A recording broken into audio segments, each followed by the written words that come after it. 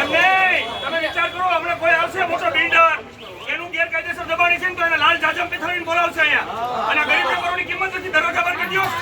આ શેના માટે છે કોર્પોરેશન?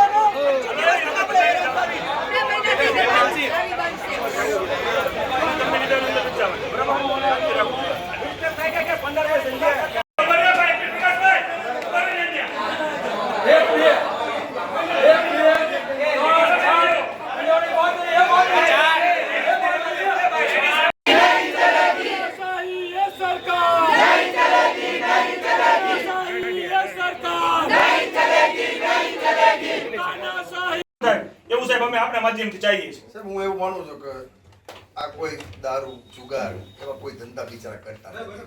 એ બિચારા દરરોજ 1000 રૂપિયા માલ ખાય તો સારું નીકળે એવું નથી. ભાવનગરમાં સાહેબ એવા કોઈ ઉદ્યોગો આવ્યા નથી કે આમ તો કઈ રીતે બધું ચાલશે સાહેબ?